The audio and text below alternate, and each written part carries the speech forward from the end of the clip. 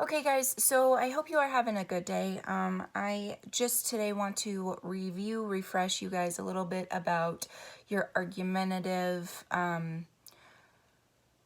basically argument as a whole, what we talked about last semester, what you guys took notes on with the rhetorical triangle, with the rhetorical situation, ethos, pathos, and logos, those appeals, and kind of the importance of that. I also am going to put up a question for you guys today where you can kind of give me an idea of what topic you are considering so we can brainstorm, I can approve, and we can move forward from there, okay? Also, I'm going to talk a little bit. You guys have given me, most of you guys have answered that question whether or not you can print. So I have a couple of different options there for you guys. And then most of you guys have turned in your topic search sheet, which is good.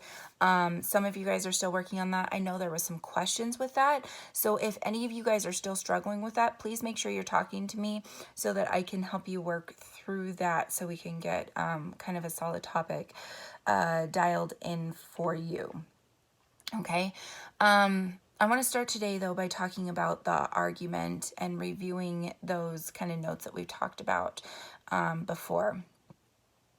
You guys took notes on this last semester when we did the personal argumentative paper, and you guys took notes on it. If you have those notes with you, that's great. You can refer back to those. If you don't, because some of your guys' notebooks are in my classroom, that's fine too. You can take notes off of this. You can just use this as a review for yourself about what we're talking about here. Okay, so the first thing that we're going to talk about today is the rhetorical triangle. Okay, so with the rhetorical triangle, you have the different parts that make up the text, okay, that make up the argument within the text. You have the speaker, which is you guys, you have the audience, and then you have the subject. The thing that's kind of important to remember about this, if you change any of these things, it's going to change your text. It's going to change your argument. It's going to change the way that you are presenting your argument to the whoever your audience is. If you change your audience, likely it's going to change your word choice. It's probably going to change the way that you are presenting. It's probably going to change your reasons. Those like reason 1, 2, 3, that kind of thing. If you change your subject, obviously it's going to change pretty much the whole thing. And if you change your speaker, I'm gonna argue differently than you guys would, or I'm gonna come up with different reasons than you guys would. So all three of those have to work together to create your argument, and they live within the context. Okay, so that brings us over to here. Arguments exist within a context. Okay, what and how it is presented. The context gives the reader, the audience, kind of important information, just like it gives us important information when we read a book. We have to know not just what we're presenting, but how we're presenting. The reader has to be able to connect with that. And all of that kind of comes together to create the rhetorical situation that we're dealing with. Okay, so that's kind of just a brief overview of what we talked about last semester. And then we have ethos, pathos, and logos. Remember, those are the different appeals. So when you're persuading someone, you are appealing to either ethos, which is credibility, proving to them that you should be talking about this, that you have the right to talk about this, you have the education, you have the experience, you have done the research, whatever. You have to prove your credibility, right, for your audience to be able to trust you and kind of believe you and come over to your way of thinking. Then you're appealing to their emotion, which is pathos. Okay, this is a really strong one because people live in their emotions, right? So if you are appealing to their emotion, that's great, but it only goes so far.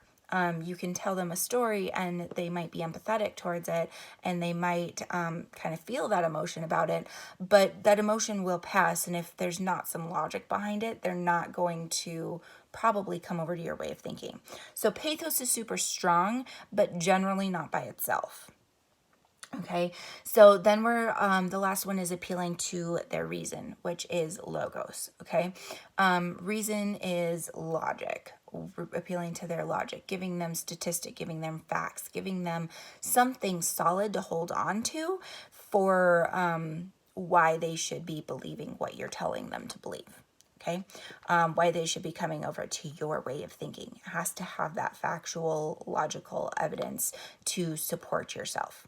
Okay, so those three generally work together to build your argument and to give your argument some grounding that will help your audience kind of come over to your way of thinking.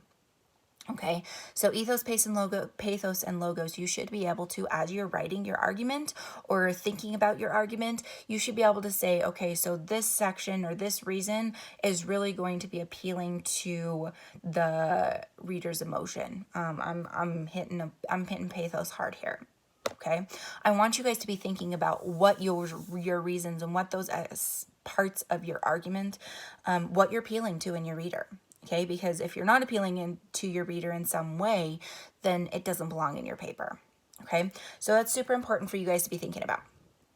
Okay, that's basically the brief overview. I know we talked a little bit more about it last semester, but since we did talk about it a little bit more, I just wanted to give you that kind of brief refresher. Like I said, I'm going to drop a question today. The question is just basically going to be, what do you want to do for your topic? Where are you at? What are you thinking? Okay. So you'll just give me like a topic there. Okay. In terms of your sources, okay. I asked you guys to use points of view. I know some of you guys have talked to me about using other sources if you've talked to me about it. And I've probably talk to you about a couple of different things that I would expect with that, then okay, then go that route. Okay, today I'm also going to be posting a source evaluation sheet for you guys. So when you're going through your source, you can look at, is this a good source? Why is this a good source? And evaluating that source. So if you're using a source outside of EBSCOhost points of view, you have actually looked at, is this going to be a good source for me to use, or is this a non-biased source, or if this is a biased source, am I aware that it's biased, that kind of thing. Okay, so we have those kinds of things going on. I will give that to you guys today. In terms of your sources, the majority of you guys said that you could print them off. I want you to print them off. I want you to annotate them. I want you to be going through and thinking, okay, so what are my 3 reasons going to be? Okay, what are my arguments going to be?